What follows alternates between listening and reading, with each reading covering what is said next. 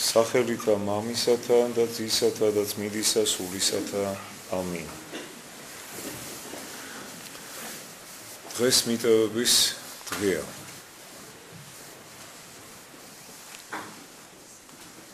ცოტა შეიძლება ჟღერს ასე უცნაურად, როცა ვამბობთ, რომ დღეს მიტევების დღეა, რადგანაც ქრისტიანი ადამიანისათვის ყოველი დღე უნდა იყოს აღსავსე მიტევებლობით. მაგრამ თუ რატომ დაადგინა ასე გამორჩეულად და განსაკუთრებულად დღევანდელი დღე ეკლესიამ, ამის შესახებ გვექნება ქვემოცაობა. დღემდამთავარი ილია მინიატისი. რას არ გააკეთებს, რას არ მოიფიქრებს ღვთივ მოყვარე მოშურნეობა სათნო სულისა.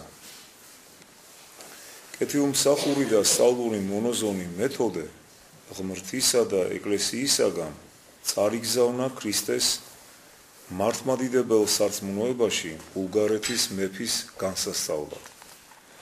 მეფე ისის იყო წარმართობიდან ღვთის შემეცნებაზე გადავიდა, მოინათლა. მთელი თავისი ოლქებით რომის იმპერიის ქვეშევრდომობაში გადავიდა და კონსტანტინოპოლის ტახტს დაემორჩილა. კეთილი მონა და ერთგული მსახური ღმრთისა ახლად მოქცეულის დარიგებას თავისი სწავლებით შეუდგა. უფრო მეტიც, თავისი ცხოვრების მაგალითით, რომლითაც მიუთითებდა თუ როგორი უნდა იყოს ჭეშმარიტი ქრისტიანი სარწმუნოების დოგმატებთან და სახარების მცნებებთან მიმართებაში. თუმცა ამით არ დაგმაყოფილდა და დიდი ხელოვნებით დახატა ორი სურათი. ერთზე ქრისტეს მეორედ მოსვლა, მეორეზე ჯოჯოხეთი. პირველზე მან წარმოადგინა ძე ღმრთისა ჯდომარე საყდართა ზედა მაღალსა, ძლიერებითა და დიდებით. მის წინაშე ათასობით ანგელოზი იდგა, მრავალნი განსასჯელად მიყვანილნი, საშინელი მსაჯულის გადაწყვეტილებას ელოდნენ. მისი დასაჯდომელის წინ ჯვრის ნიშანი იყო აღმართული. ცეცხლოვანი ტახტის ქვემოდან ცეცხლისავე მდინარე მოედინებოდა და საერთოდ მომავალი სამსჯავროს ყველა გარემოება ზედმიწევნით აღწერა. მეორე სურათი გამოსახავდა ყოვლის შთამთქმელ გაუმაცხარ ჯოჯოხეთს, თავისი ჩაუქრობელი ცეცხლით. იქ აუტანელი უკუნია, მატლია დაუძინებელი, იქ მრავალგვარი სატანჯველია, ტანჯველ დემონთა სხვადასხვა სახეებია, განკითხულ ცოდილთათვის. გონიერი მასწავლებელი ამ სურათებს ყოველდღე აწყობდა მოწაფე მეფის თვალწინ, რათა ჩაეგონებინა მისთვის, რომ ასეთი სამსჯავრო და ტანჯვა მოელის უღირსა და ცოდვილს. მას ამ გზით სურდა იგი მართალ სარწმუნოებაში განემტკიცებინა და ღვთივ სათნო ცხოვრებისათვის წაეკეზებინა. მე შევაქე მოშურნეობა და ხელოვნება კეთილი მეთოდესი, ამიტომაც მოვინდომე გავყოლოდი მის კვალს. ორ უწინდელ სწავლებაში მომავალ სამსჯავროსა და მარადიული ტანჯვის სურათი წარმოგიდგინეთ. ეს იმ მიზნით გავაკეთე, რომ სინანულისაკენ, იმ ერთადერთი გზისაკენ მეგზიეთ, რომლითაც შეგიძლიათ მომავალი სამსჯავროს მრისხანებასა და მარადიულ ტანჯვას გაექცეთ.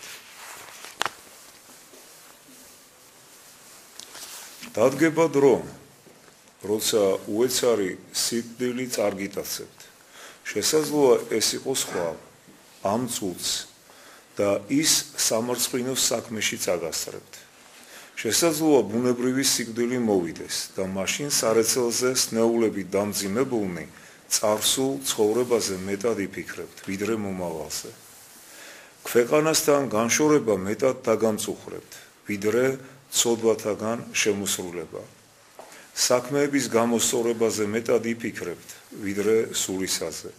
მაგრამ თქვენს თავთით ცოლის, ტირალი შვილების, წუხარე მეგობრებისა და ნათესავების, თქვენი სნეულებით იმედ დაკარგული ექიმის, წერლის, რომელიც თქვენს ანდერს იწერს, მოძღვრის, თქვენს ახსარებას რომ ელის, ახლო მომდგარი სიკვდილის შემხედვარედ როგორი სინანულიღა შეგეძლებათ, როგორი აღსარება დაბრკოლებული ენით, როგორ იგრძნობთ შემოსრულებას ამდენი წუხილით განგმირულ გულში. ასეთი ჩვევის ჯაჭვის გასაწყვეტად გეყოფათ კი ძალა, მაშინ ერთ საათში და თან როგორ საათში ინდომებთ კი გამოასწოროთ ბოროტება მთელი თქვენი ცხოვრებისა. კეთილი დაუშვათ, რომ იმ წუთს გექნებათ საღი გონება და განსჯა, რათა მოინანიოთ. ამისთვის წყალობად ფულს, ლოცვას, მოსარჩლეობას გაიღებთ, რათა ღმერთს ათნოებოთ, მაგრამ განა მიიღებს ღმერთი ასეთ აღსარებას, ვინ დაგარწმუნათ ამაში. პირიქით, ასე დიდი ხნით მოძულებული შესაძლოა ისევე განგიდგეთ, როგორც სედეკიასა და მრავალთ. ცოტანი არიან ისეთნი, რომლებმაც სამარცხვინოდ იცხოვრეს, მაგრამ დიდებით დაიხოცნენ. სამარცხვინოდ მცხოვრებთა და ასევე მომკვდართა რიცხვი კი განუზომელად დიდია და თუ კი მცირედთა მაგალითი გაიმედებთ, მრავალთა მაგალითი რად არ გაშინებთ. მადლის მოცემით ღმერთი ჩვენს ნებას უმზერს, მაგრამ ჩვენი ნება ხანგრძლივ ჩვევებშია გაბმული. დიდხანს თმენისაგან შესაძლოა მის მადლსაც უმძიმს. ღმერთი ხომ ასე დიდხანს გეძებდათ და ვერ კპოულობდათ. შესაძლებელია თქვენც ასევე ეძებოთ და ვერ იპოვოთ ის. მეძიებდით მე და არ ამპოვოთ. ცოდვაში იცხოვრეთ და ალბათ ცოდვაშივე დაიხოცებით. ой, რა საშინელი აზრია. რა კი ნებამ დაგტოვათ, ოდესმე მადლიც მიგატოვებთ და თუ კი ახლა ვიდრე შესაძლებელია არ გსულ სინანული, ალბათ დადგებათ, როცა ინდომებთ, მაგრამ შეუძლებელი იქნება ამის გაკეთება. ფიქრობ დღევანდელი სიტყვა მეტად სასტიკი გეჩვენებათ. ის თქვენს გულებს ისარივით გმირავს, მაგრამ რა უყოთ, როცა წყლული ჩირკდება, არა სალბუნი, არამედ ცეცხლი და რკინაა საჭირო. ახლა არა პირმოთნე და საამური, არამედ მწარე და საშინელი სიტყვები გჭირდებათ. ეს სავსებით მართებულია. ჩვენ არ ვინანიებთ, რადგან ვიმედოვნებთ, რომ კიდევ გვაქვს დრო იმისათვის, მაგრამ ცდებით, ჭეშმარიტი სინანულისათვის არა გვაქვს ნება, რომელიც ჩვევათა დატევებას შეძლებდა. არც ღვთის მადლი გვაქვს, რომელიც ცოდვას არ დაითმენდა. ეშმაკმა ასეთ საშუალებას მიმართა. ადამიანები წარსაწმენდელში სინანულის მოიმედენი ჩაიყვანა. ჯოჯოხეთი ავსებულია სულებით, სამოთხის მოპოვებას რომ იმედოვნებდნენ. ხოი ეს ჩვენი სრულ იმედი ცხონებისა. ნამდვილი მიზეზი ჩვენი ტანჯვისა ქრისტიანო სინამდვილეში სულ სინანული და ცხონება, აი დრო, აი საშუალება. ახლა როცა ამის დრო ჩვენ გვაქვს ამ მიწიერ ცხოვრებაში. ღმერთმა მიუთითა ლოცს, ცხოვნებით იცხოვნე სული შენი, ნუ უკუ მოიხედავ, უკუ ღმართ, ისწრაფე შენ მიწევნად მუნ. ამ ღვთაებრივ სიტყვებში მითითება სამ გარემოებაზე. პირველი, ცხოვნებით იცხოვნე სული შენი, ანუ ეცადე შენი სული სინანულით იხსნა ცოდვის ალისაგან, რადგან სულს თუ დაკარგავ, ყველაფერს დაკარგავ. ხოლო თუ შეიძენ, ყოველივეს შეიძენ და თუ კი მას ერთხელ შეიძენ, ან დაკარგავ, სამუდამოდ ასე იქნება.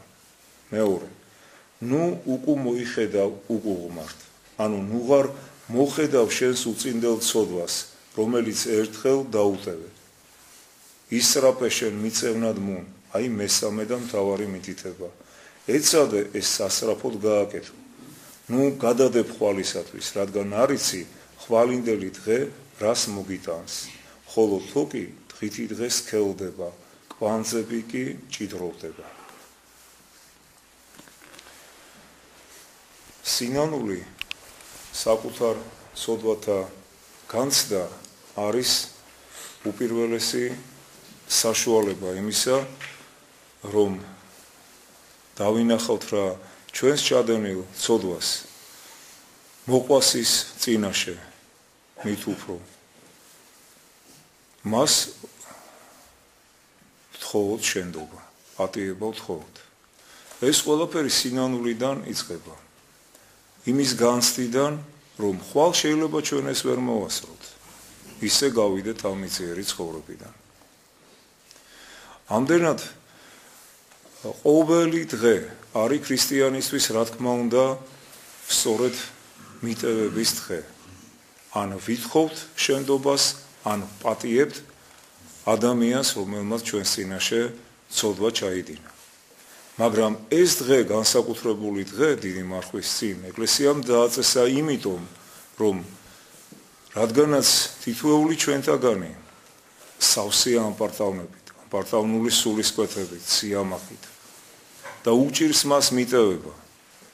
ამ დღეს, როდესაც ხედავთ, რომ ამდენი ადამიანი მოვიდა ტაძრებში, ერთმანეთისგან პატიებას ითხოვს, ეხლა მაინც გადადგიეს ნაბიჯი და მიუტევე ადამიანს, რომელმაც შენს წინაშე სცოდა და შენც ითხოვე მისგან შენდობა და პატიება. ეს სწორედ ეს დღე ამიტომ დაადგინა ეკლესიამ, რომ ყველა საჯაროდ დაგვანახოს თავისი კაცთმოყვარეობა, თავისი მოწყალება, რაოდენ დიდი მწყალობელია ღმერთი, როდესაც ის მიგვიტევებს აურაცხელ ჩვენ ცოდვებს, ჩვენ კი ის ვერ გაგვიკეთებია, რომ მოყვას რაღაც უბრალო, რიგითი, თუნდაც მძიმე რაიმე მიუტევოთ. და მაშინ თუ არ მიუტევებთ, ასე გვინდა ცხონება. ეს სწორედ მღვდელმთავარი ილია მინიატისი ამას ამბობს, რომ ცხონების მოიმედენი, მაგრამ სინანულით არ მცხოვრებნი, რომლებიც დებდნენ ყოველთვის სინანულს, მიტევებას მოყვასისადმი. აი ასეთი ადამიანებით არის სავსეო ჯოჯოხეთი. ერთმა ინებოს, რომ მოგცეს აი ეს მადლი, ძალა, ნიჭი იმისა, რომ ვითხოვოთ შენდობა ერთმანეთისგან გულწრფელად და ასევე მიუტევოთ ჩვენს მოყვას. არა ისე იმ აზრით და იმ გაგებით, რომ თითქოს მან დააშავა ჩვენს წინაშე და აბარა უნდა მოსულიყო და პატიება უნდა ეთხოვა. არამედ უპირველეს ყოვლისა ის რომ მოდის და პატიებას ვთხოვს, ჩვენ თავშიდაც დავინახოთ დამნაშავე. იქნებ ჩვენ ვაიძულეთ ის რომ მას ასეთი ნაბიჯი გადაედგა. ჩვენ თავზე გავაკეთოთ ყოველთვის აქცენტი. და არა იმით დავკმაყოფილდეთ, რომ ადამიანი მოვიდა შენდობა ითხოვა, ხედავ, აი მე მართალი ყოფილვარ და ის ტყუანი ყოფილა. ასე ნუ მიუდგებით საკითხს. ღმერთმა დაგლოცოთ და ღმერთმა გაყოფილოთ.